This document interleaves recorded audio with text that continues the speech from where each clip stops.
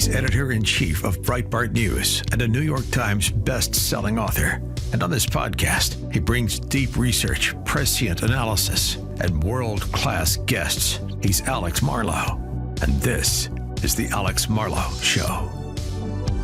It is yet another Alex and Friends show, and who could be a better friend to The Alex Marlow Show than Emma Jo Morris, my former colleague at Breitbart News and now a consultant and podcaster in her own right, known for the Laptop from Hell scoops, and known to many of you as being perhaps the most frequent guest on this very show. Here's Emma Jo. Hey, welcome to the Alex Marlow Show. You'll notice that this is not Alex Marlow. This is a dollar store. This is a dollar store host, guest host. This is my first time hosting, and I'm very honored that Alex gave me the opportunity.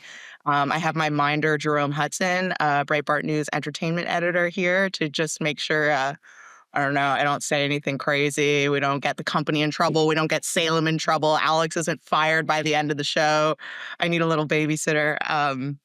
While I'm still figuring out how to get off my training wheels.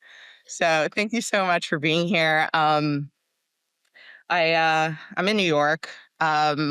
Obviously, everything I think about has to do with New York. So this is going to be a bit of a New York-centric episode. I don't really care about the news of the day. There's nothing interesting to me today, really, except for one thing, which is Zoran. I think that the theme of today's show, because I'm the captain now, just going on Do Not Disturb, is going to be talking about the left, the direction of the left more generally, and how I think it's just becoming a party that's barely viable. And I'm starting to realize, I think, in my experience with it and interacting with it, which I do pretty often, how there's so many things going on simultaneously that are causing basically a total implosion of the second major party in this country. And then obviously, this is going on while simultaneously the right is ascendant with the best leadership that I think we've had, at least since I've been alive, which fair isn't very long, but let's say in 20 years. And it's lit. So I was reading the Wall Street Journal piece, and I think that that's kind of like where this thought process started on the left, where, they're facing the worst numbers in like 30 years. And most of that hate for the Democratic Party is coming from their economic platform. And their economic platform is actually kind of interesting to me because on the one hand, they start off, at least it seems, because they have no leadership, but it seems like they're gesturing toward diagnosing problems well, which is life sucks if you're growing up right now and you're trying to start your life right now. It's basically impossible to start a family the way your parents did. It's, when our parents were growing up, it was like buy a house, load it up with kids, buy a couple cars, go on vacation once a year, and you can do that on one salary usually. Obviously, that is like a fever dream when you're ODing on stimulants now as a millennial, right? It's like it's just never going to happen, and not only will it never happen, you'll never own. Usually, you're living off of credit cards at 25% APR. So those problems are recognized correctly. However, it comes with a worldview, unfortunately, that they can't separate from, I guess, because they don't have a good leader, or any leader for that matter. It comes with a worldview that is so annoying because it tries to moralize and glom onto some sort of social cause because they're bored. And Anna Kachian from Red Scare, I don't know if anybody in the audience listens to Red Scare. If you don't, I highly recommend it. It's very, there's a lot of crossover with the vibe and tone and take that Alex tends to have. But one of the hosts of Red Scare tweeted this, and I saw it, and I was like, this is just so absolutely right. This is the correct take. And she said, leftists are retarded and driven by resentment of things they can't even begin to understand. But you have to remember a lot of this isn't even political, but a matter of viral momentum and social contagion. People just piggyback on the current thing and mindlessly ape what others on their team are saying. No one stops to think about the underlying assumptions or mechanics. You have to remember how suggestible and easily swayed most people are by being, quote, part of something. And that's so obviously right. I actually had this, I had to interact with this, unfortunately. I was in DC, which is if you've listened to me on various Breitbart mediums over the years, you'll know that that is like my personal nightmare. That's my personal hell, is every time I have to go to DC. I absolutely hate it. I like interned there in the summer of 2015 and decided that I would absolutely not live there ever. And now sometimes I have to jump on the Acela and get down there for various reasons. And anyway, I ended up, one of those various reasons came up on Friday. I was there and I was at dinner at the Occidental. And it's this place. John Levine is a very good friend of mine. He's former New York Post. Now he's at the Washington Free Beacon. So I was there hanging with him, getting dinner with him while I was down. And he like insists on going to this spot called the Occidental, which is right next to the White House, pretty posh steakhouse. That's all DC serves, by the way. If you've never been to DC, you can only eat steak or a burger. That's it. So we were at one of the DC like one of the 1,000 DC steakhouses, which he insisted on going to. There's no table. We're only getting our reservation at 8:45. So we're like, okay, we'll go for a drink.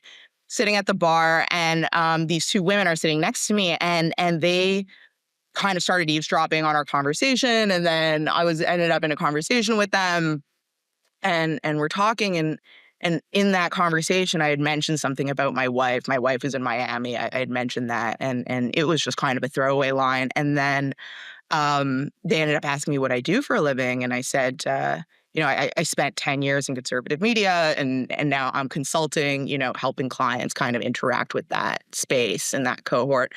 And you see like the gears turning, and they're starting to like understand like the different like pieces that they have of me and starting to put them together. And one of them just looks at me and she goes, are you a gay conservative? And I was like, yeah. And she was like, how do you be conservative like while being gay? And I'm like, I feel like it's so cliche. Like, what do you mean? Like, you've never heard of that? And she's like, how did that happen? And I was like, I was conservative, and I was gay. And she is fascinated by this. And as it turns out, she's also gay, and she's kind of trying to understand this. And she says to me, how do you reconcile the rhetoric from the Trump administration with your orientation? And I'm kind of like, what rhetoric? Like, are you talking about like trans stuff? Like I'm trying to understand, like I'm actually fascinated with her now because I'm trying to understand, like, how have you never come into contact with like the world, like around you, like not even like a faraway world, like your immediate surroundings. And I'm like amazed by her. So I'm like, what do you mean? Like the trans conversation, is like that the problem? And she's like, yeah. And I was like, well, I don't know about that. Like, I don't get that whole thing. Like, I don't know what what would I have to do with that? I kind of asked. And she kind of, again, like, it's like looking at me like I'm like an alien. And I'm like, we aren't the same, And I said it, and I was like, and no shade, but if you want to advocate for trans people, that's good. Sure.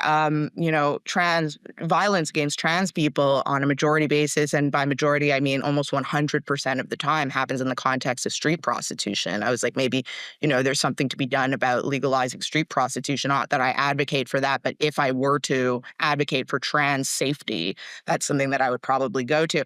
And she's looking at me and she's just astounded. She's just astounded. She's like, I've never heard that perspective before. I've never imagined that before. And I'm like thinking to myself, I'm like, you are an advocate? You just asked me how I voted for president based on quote unquote rhetoric against the quote unquote community, and you never thought of this? And it made me think like, wow, like actually, okay, this is like a very typical member of that base, of the Democratic Party base, and of the most probably energized people. These are the people who are like their central issues. Like she actually like literally just touched on one of their main issues, right, which is social advocacy. And she was clearly like very passionate about it, inquiring about my entire foundational philosophy, how it could exist without this advocacy. And and she's shocked by a pragmatic solution to that problem. And I'm thinking to myself, and I'm like, it's starting to make sense to me that this to me speaks to the direction of the Democratic Party and who they're responding to, which is people who have no idea what's going on. They feel things around them, but they have no idea what's going on. Obviously, that was obviously the main base of wokeness too, right? It was these like overeducated, sitting at the Occidental bar women who decided that there was virtue in advocacy, and decided to pour their heart and soul into that into accruing that virtue, and it was obviously based on absolutely nothing, nothing real. Okay, so fine. So who's the biggest star now in the Democratic Party? It's Zoran. And I think that today I was watching this press conference with Zoran, and I think that there's such a perfect clip from it. And I'll get into it. Misty, can you play the clip that we discussed before the show? Is that it is beyond me that politicians are looking to use these days to score such cynical political points on the very day that I held the father of Officer Islam in my arms as he could not utter a single word, and as I felt him sobbing at the memory of his 36-year-old son who will never come home. So to get more context on that performance, that was in response to criticism of Zohran Mamdani's past statements on Twitter, obviously, where he obviously called for defunding the police. He had also tweeted, quote, sorry, one second. Nature is healing, in response to a tweet saying, I just saw a cop crying in his car, LMAO. So bringing up that past, obviously, in light of the shooting at Blackstone in Midtown, was apparently trying to, quote unquote, score cheap political points.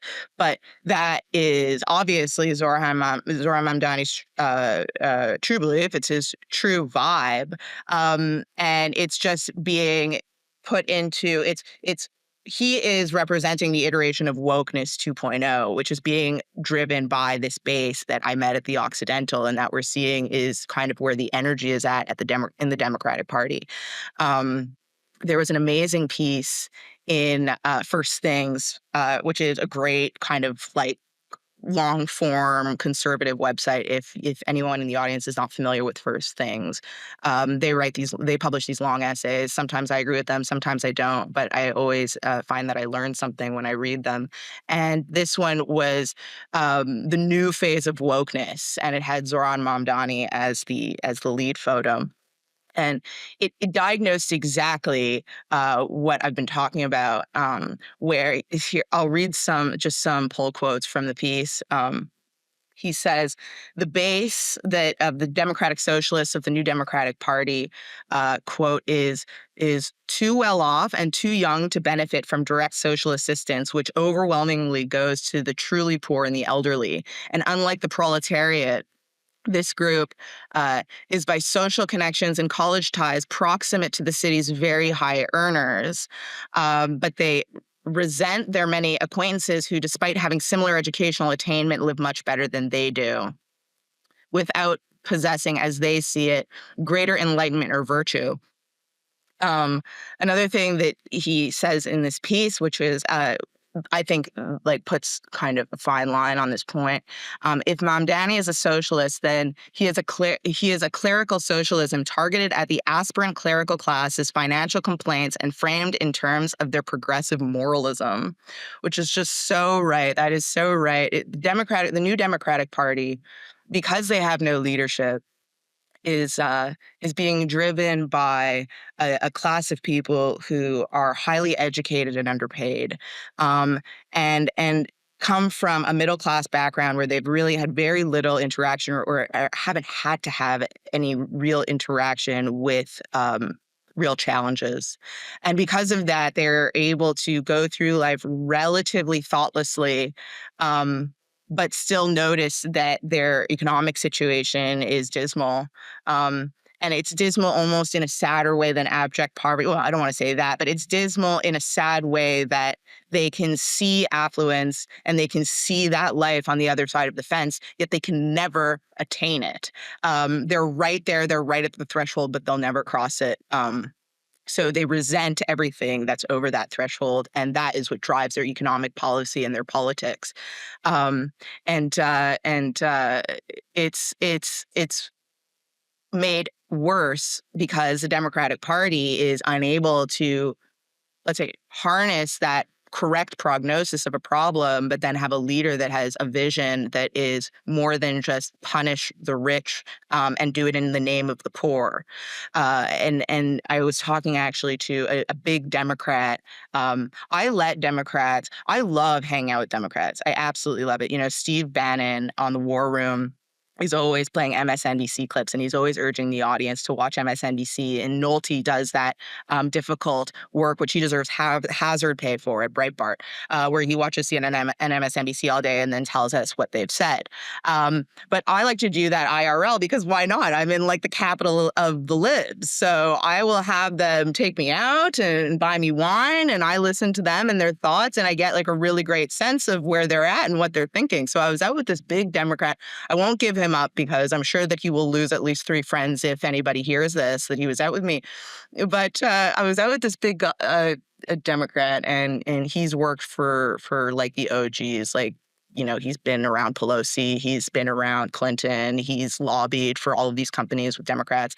And we were talking, and he was kind of like, Nancy Pelosi elevated Hakeem Jeffries because at the time that she needed somebody kind of in the wings, she also didn't want anybody stepping on her toes. She didn't want anybody competing with her. She didn't want somebody too ambitious or too clever. Which is how Hakeem Jeffries kind of came to be. And now that Pelosi is out of the picture, they're stuck with Hakeem Jeffries, who was selected precisely because he has no vision and no desire to actually lead, or at least no ability to. So that's where I think the Democrats are in this predicament. They just can't get it together because the people who have led the party have been so narcissistic and so power obsessed themselves that they didn't think past their own careers and what would be best for their own careers, and have now left a bereft leadership. And how they're being driven by these neurotic millennials who unfortunately are down bad, and they're dragging the party down with them. So anyway, that's all I got. And Jerome, thank you so much for being here. Thank you so much for being subjected to that. And what's up? What do you think? All right. We know that good coffee is kind of easy to find. There's a lot of good coffee out there, but great coffee, that's a different story. And when I was introduced to Crockett Coffee, I knew this was something special. This is roasted to perfection in small batches on purpose by experts who love the taste of great coffee and are conscientious about how it's made and who's making it. It's roasted in our nation's heartland and it's delivered fresh to your home. When you enjoy Crockett Coffee, you're also supporting an anti-communist, pro-American brand of coffee founded by our friends Clay Travis and Buck Sexton, who are good broadcasters and are apparently dang good at making a cup of coffee as well. The perfect type of thing to sip at a mountain campfire like a Western settler, or in your office while you're doing a podcast. It is just really high quality stuff. You guys know I'm a coffee snob, married to an Italian. I like to hit that dark roast. They also sent me some mild roast, which was delicious. They got a light roast. They got a decaf. They got a mushroom organic blend. That's the new hotness. They got K-Cups. Lots of different options for you. And part of your support goes to Tunnel to Towers Foundation, which is a great way to give back and remind people that Crockett Coffee, people there, they pledge to never forget. Easy. Go online, crockettcoffee.com. Crockett like it as in Davy Crockett. crockettcoffee.com. Use my first name, Alex. You get 20% off your first order. That's crockettcoffee.com. Use my name, Alex, as the promo code for 20% off. Good people and a dang good cup of coffee. You guys know I would not endorse it if it wasn't quite delightful. I love it. I enjoyed every bit of it. I found myself sort of sitting in your shoes, although the social settings that I find myself in, similar to the one that you found yourself in, it felt like pulling teeth, trying to understand the mind of what I imagined was a reliably woke, white liberal woman um, who also happens to be gay, trying to figure you out as if she just met an alien who dropped down from Earth. I'm usually in that I setting was fascinated on with a her. first date. And I walk into the date, with no real expectations. I try to control the conversation around what I do for a living. If asked, I say, well, I'm just an editor. I work in new media. It's a great job. It's a dream job, actually, hoping that, maybe there's no follow up question. But usually people either don't understand the Jewish surname Breitbart, or they've heard of it vaguely, or option door number 3 is they think they know enough about Breitbart to basically make a blanket assumption about a damn near 40-year-old man who's been black his entire life and who has ascended to really high heights through a lot of great friendships and mentorships, but also a lot of hard work, right? And a lot of thinking and thought and prayer to make it to where I am in life, where I own my own home and I own my own car, and I take care of my 84-year-old mother in my downtown condo, right?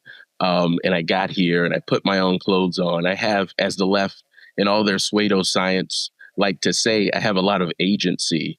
But usually, when I am outed, if you will, the white liberal woman reacts in much in the same way to you that they do with me.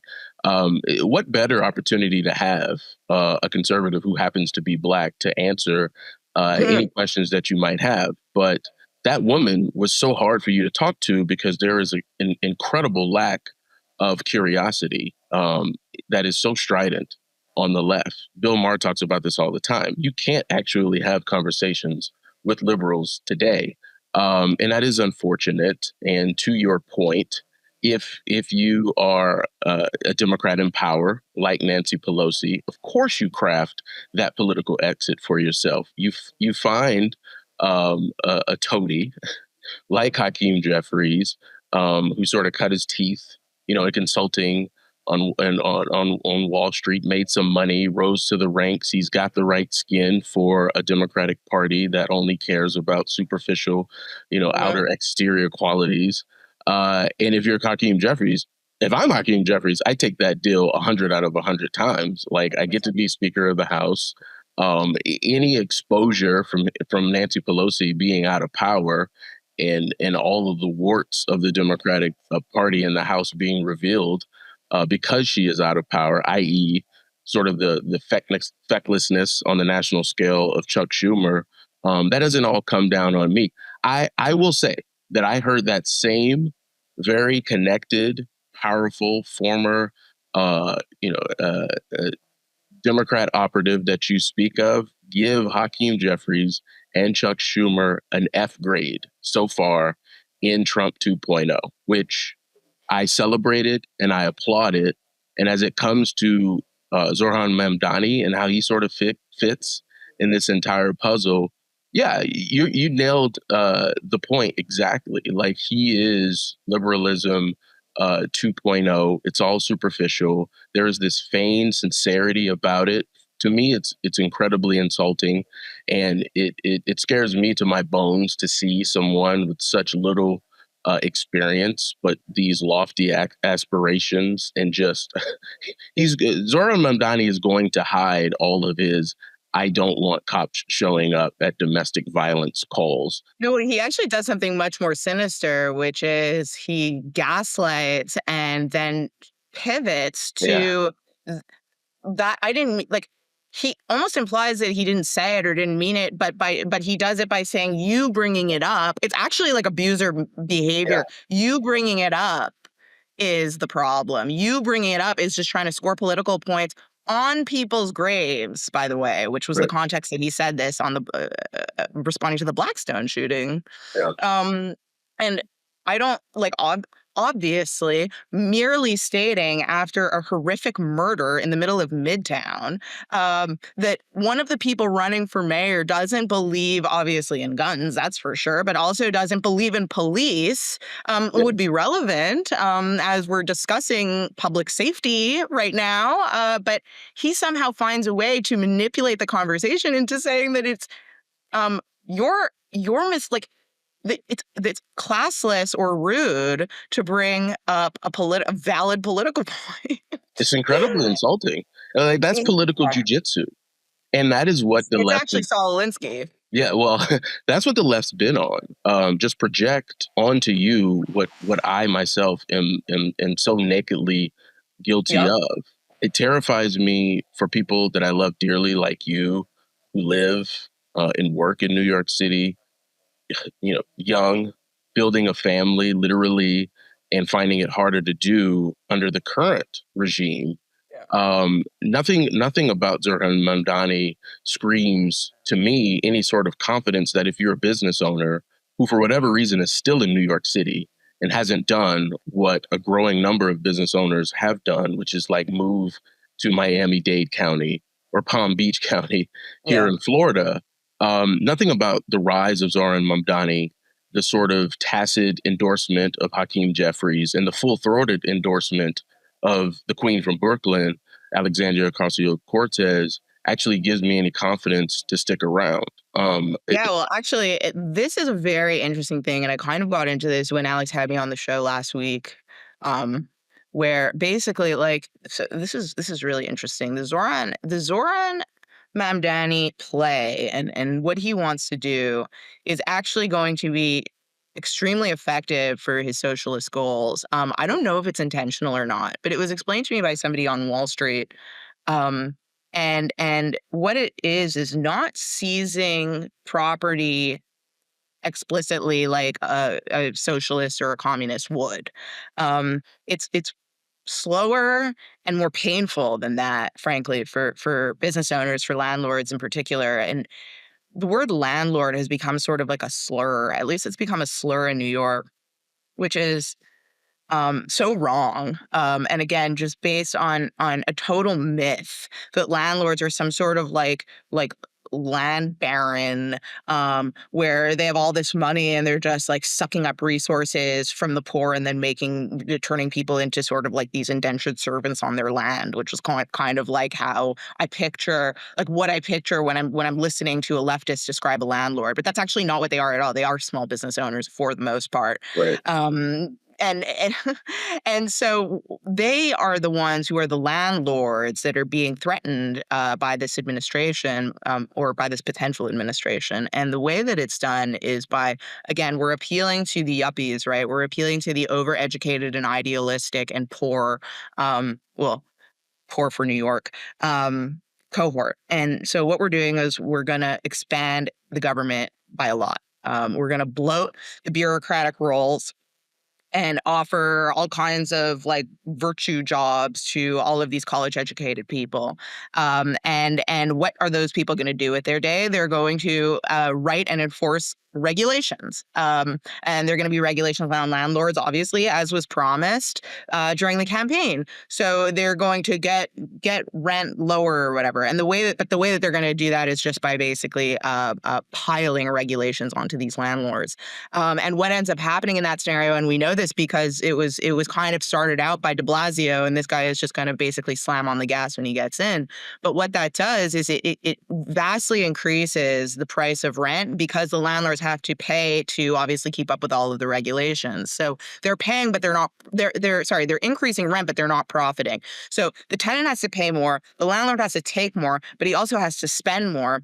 And, the most visible and obnoxious example of this is if you're ever walking around New York, you see that there's scaffolding along every building, along every street. Scaffolding is like just part of the normal scenery and normal furniture in New York. That costs like tens of thousands of dollars a month to keep up. And what is it? It's a reflex to regulations. It's a consequence of these regulations. There isn't that much construction being done, really, or let's say necessary construction being done. It's the Department of Buildings that these landlords are basically trying to deal with, and it's a visual of that. And so what happens in that scenario is the landlord stop making money. What do you do when your business stops making money? You close up and just basically cut your losses and dump out.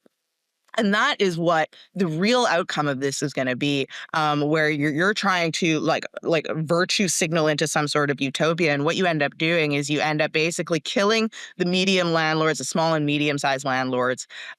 They dump out, they dump those assets. What happens? The city aims to then grow their portfolio.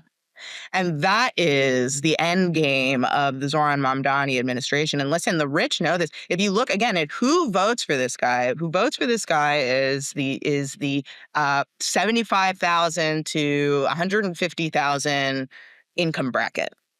The people who are real working class, who are earning under $75,000 a year, and then the people who are real upper class, who are, let's say, earning over $300,000 a year, do not buy this because they see right through it. And frankly, those are the most, I think, practical people in our society, is those two ends of the bell curve.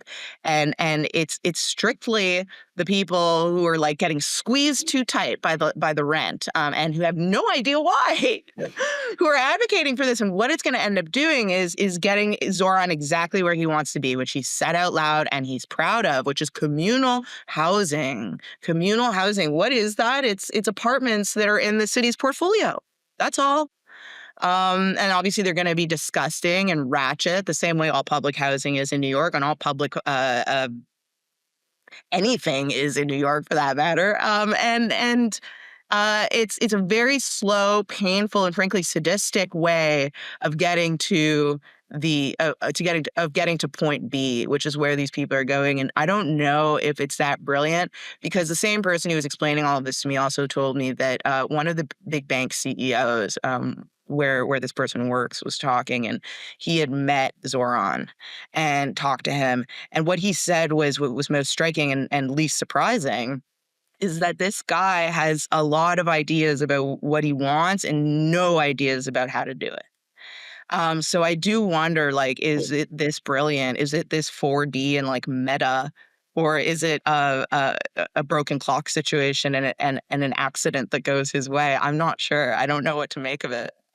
And it's just listening to you, I was thinking about Ezra Klein, who's been out there with a book basically outlining and talking about the history of how what it sounds like Zohran Mamdani wants to do has failed, and failed to the tune of just completely suffocating growth in cities that are basically run head to toe by Democrats like San Francisco, Philadelphia, and Chicago. And, I've written about and studied, and, just knowing faith leaders and people who live in Chicago, the more I read about the most recent statistics on Chicago, it just sounded like the future of New York City under Zohran Mamdani. Like for 9 years straight, Chicago has had a population decline. New York City is already there with, population decline going on a half decade. Major companies are moving out of the Chicago metro area for Tennessee, for Florida, for Texas. And again, as I mentioned earlier, the same thing is happening in New York City. And so, you look at Mayor London Breed in San Francisco. She was going to do the same thing. And so for him to have these political policy prescriptions as he has described them, with these end goals as he has described them, it's going to hurt the people who own the land. And it's going to make it at the worst time when housing and affordability is already an extremely hard mountain to climb. You yourself, Emma Jo, have dealt with this personally, and you guys do okay. It's those people on the margins who are going to vote for this guy, which is like not even 95% of New York City voters voted for Zohran Mamdani, at least in the primary. He got 5% of the voting population's vote. They're going to get destroyed, absolutely killed by this guy.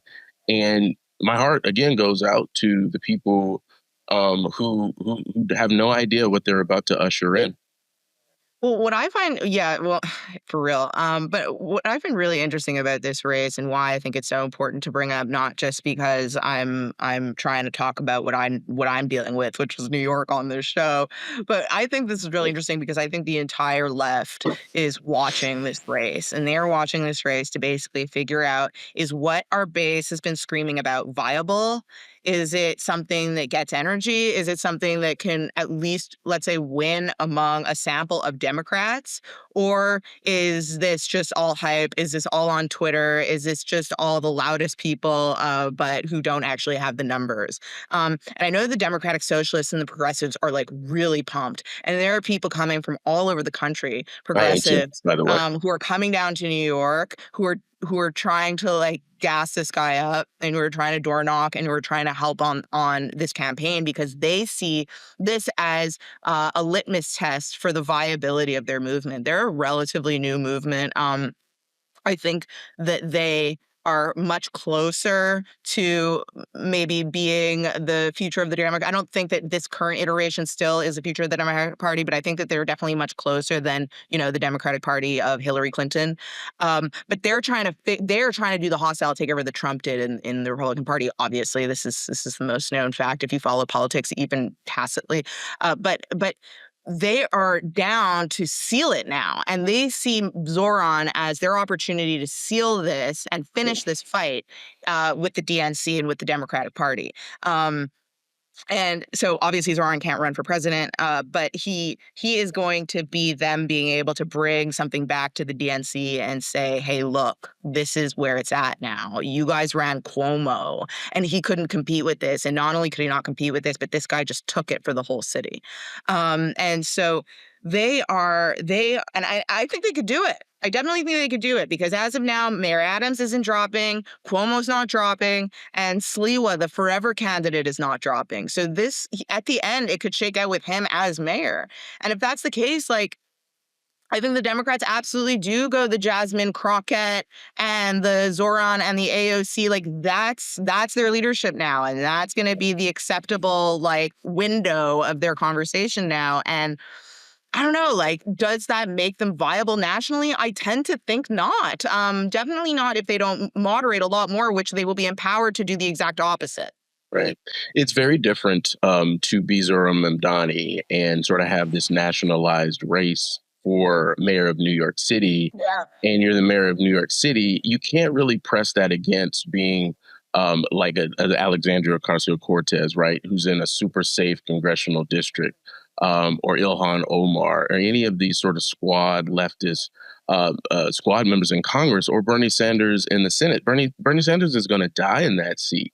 You look at all of the most strident members. You talked about Cori Bush, unless and I guess I don't really know if Donald Trump has designs down there in Texas with their redistricting of congressional maps, but it's very different if you're in a safe congressional district. I mean, like Nancy Pelosi is going to die in office up there in San Francisco. James Clyburn in South Carolina. It's very different when you're Zohran Mamdani.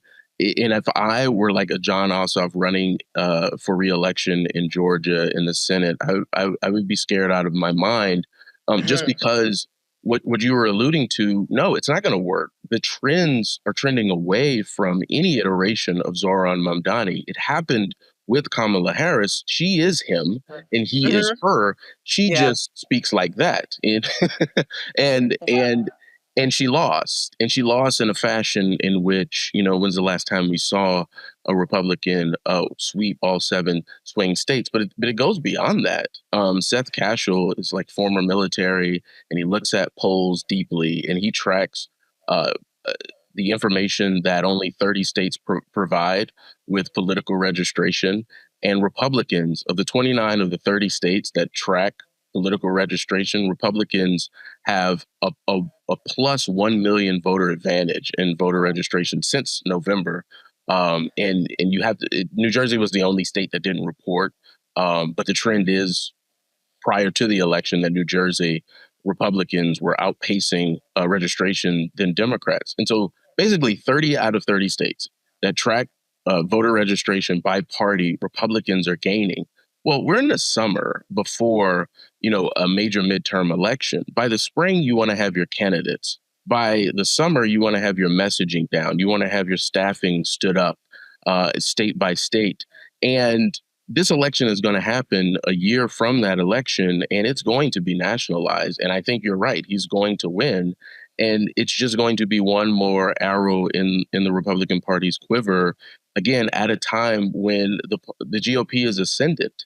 I mean, Well, that's just the thing. we got 3% GDP today as we're airing. I mean, just think about the fall of 2025 under Trump with his big beautiful bill passed, and on the other side, you have this young aspirational guy who, as you said, business leaders behind the scenes are saying he's got a lot of lofty ideas, but he has no leadership skill, he has very little experience, and no real way to actually deliver the promises to the base that is going to usher him in. I mean, just think about the Oh, yeah, resentment. 100%. Not only that, I mean, he's literally never had a job. And that's exactly like the other thing going on, which I kind of just said like really quick at the top, but is like shouldn't really be understated is you have Trump at the other side. Forget the Yeah, Republican Party because whatever. I mean, you know how I feel about the Republican Party, and I don't need to go into it right now. That wouldn't be productive. yeah, But you have Trump at the other side, who is literally just basically living by the motto of "you can just do things," and it's absolutely it's inspiring. It's creative. It's entrepreneurial and innovative. Actually, the way that he's approaching this presidency, you know, thinking about how he could force the entire world to essentially just invest in our national interest and invest in our energy independence. Like, when has that ever been done where he just decides, actually, I know my leverage and I am just going to kill you with it until you, I mean, he has us selling rice to Japan. Like, can you imagine? Meanwhile, and he did it all through just kind of being clever and like being creative along with Scott Bessent. And at the same time, he has like the NATO deal where they're all of a sudden like just opening up their wallets and opening up their checkbooks to yeah, him in ways that they kind of thought that they could slither away from under the Biden administration. Obviously, as we saw, where the United States once again, in a break from after we had a break from that during the first Trump administration, we once again had to shoulder the entire burden for the Ukraine war. yeah, Where, if anybody is unfamiliar with a map, we have an entire ocean between us and Western Europe, let alone Ukraine. Somehow that was our threat that we had to now pay for. Trump comes in, he's like, absolutely not. NATO is going to buy their own weapons from us. yeah. Now he has the EU just funding our energy infrastructure because he said so. And obviously, again, because we've just put so much money under the prior administration into Europe that now he's basically just decided that you owe me. And then at the same time, he's like, I'm kind of sick of talking about the Iranian nuclear program, actually, and I'm kind of sick of threatening about it, and I'm just gonna like break it and then leave. Didn't do anything. There's absolutely no like response to that. They kind of called us and were kind of like, we're gonna like maybe send something to a base somewhere else and just get your people out of there. That was the only response that he had to, obliterating all of their things. And it's just fascinating, and you can critique the policy, I guess, or the logic behind it, or you can panic, but you can't say that this guy isn't really swinging for the fences in trying to solve the problems that he pledged to solve. So you have the Democrats who are kind of, I guess, stumbling towards socialism, and you have Trump who's like super strong and has this really clear idea about where he's going. Granted, he's had 4 years to kind of sit quietly and think about it and have people around him who, are thinking about it with him. But damn, like, the Democrats are in a really tough spot, if not because just that alone, they're up against a formidable opponent. Yeah, it's two Americas. It's Zoran Mhm, Mamdani's version and it's Donald Trump's mhm. version. So Zoran true. Mamdani reminds you of something that a woman that you loved or a man or whatever, and you dated and it was all good at first, and then after a while you realized that it was not really deep at all. There was really no depth there. Like Obama, right? Like the idea of it was good, but in practicality, when pressed up against reality, like he was played for a fool by Russia too. And his, the longest recovery ever, right? He couldn't fulfill any of the promises that he made. And Donald Trump reminds, I think, more and more Americans of a serious actor, of someone who comes in, who is very different, who is not conventional, but gets shit done. And he does it, and he repeatedly reminds people of why he's doing it. He's doing it because he's putting America first.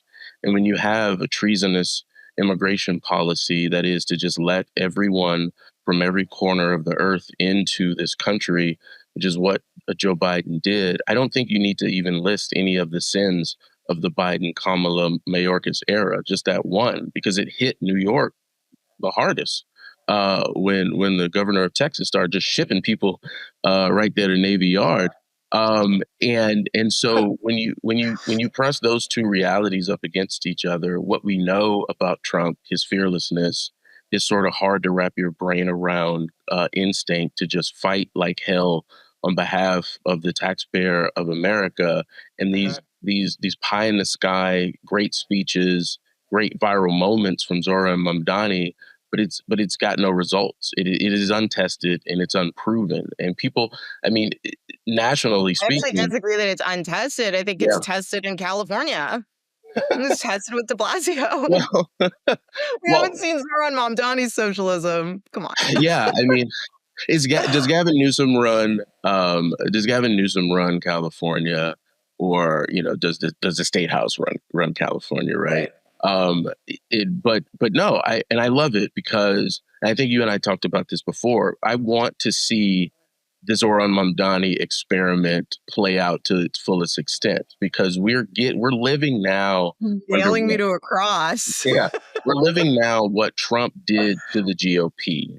You didn't want to get into it, but I think it lost its balls after it won people who look like me their freedom about 150 years ago. It slowly eroded, and Reagan revived it for a while, but then it went back to forever wars and the growing government and the like. And Trump did something special, and I think it was an outgrowth of just a most egregiousness from the GOP, talking about the Gang of Eight, and just blanket amnesty, and to watch and see how the left and how the Democratic Party sort of figures its way out of this insane wilderness politically that it's in.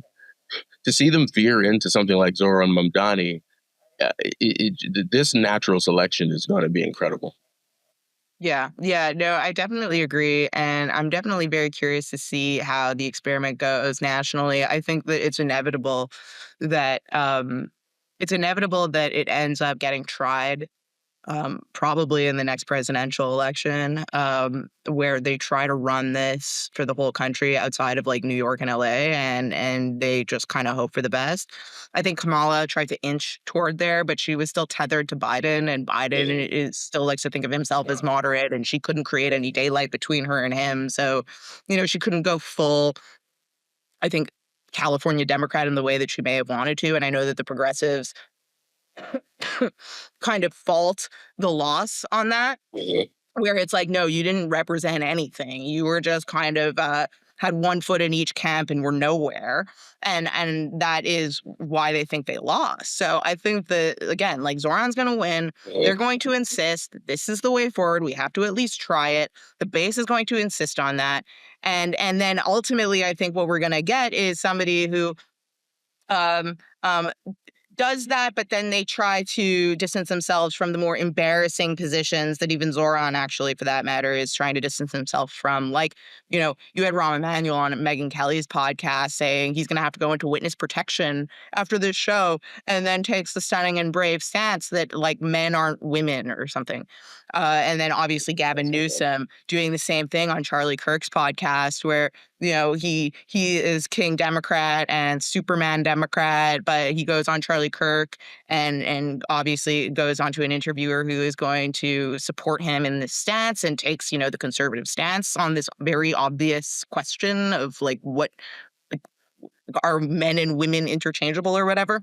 Yeah. So they'll do that, but I think in doing that, they're going to have a problem, which is they're diehard yuppies. They're diehard yuppies. The girl at the Occidental is going to spiral. Yeah. And you saw that, and I'm sure you have a good take on this, and this is a good segue, the Sydney Sweeney thing.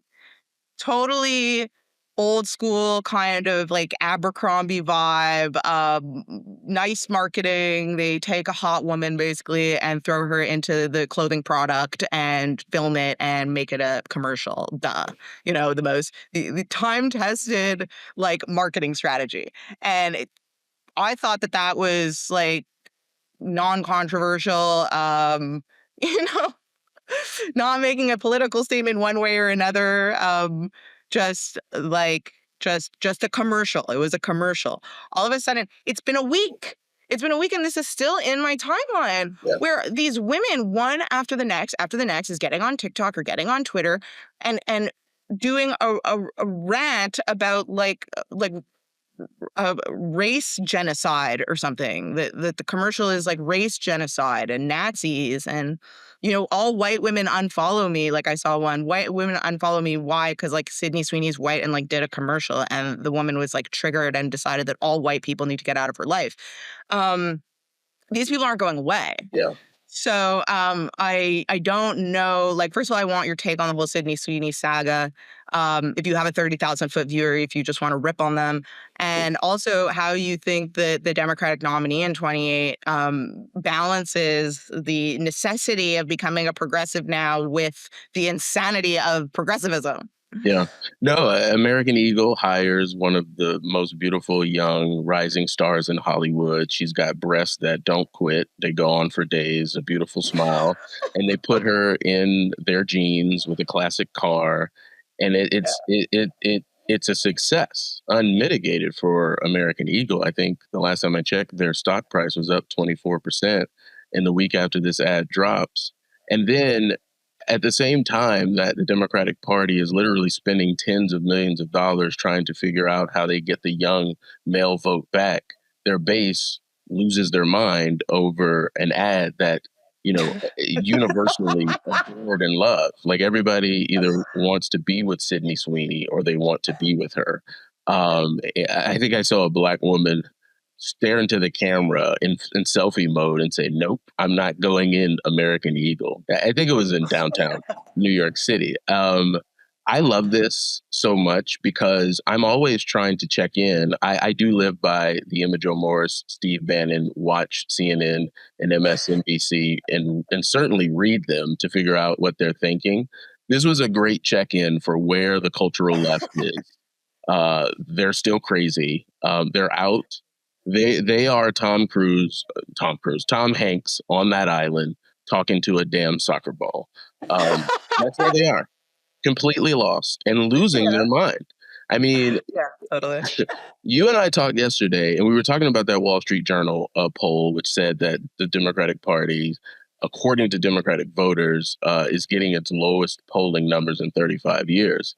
And I was like, well, how is that possible? They're not even in power. How are they still losing in popularity with their own voters? And their reaction to Sydney Sweeney in this American Eagle ad is how it happens. Their base is hopped up on like powdered sugar, and Kamala didn't deliver on the promises. Hillary, they're still, I think, experiencing some PTSD from Hillary Clinton's loss.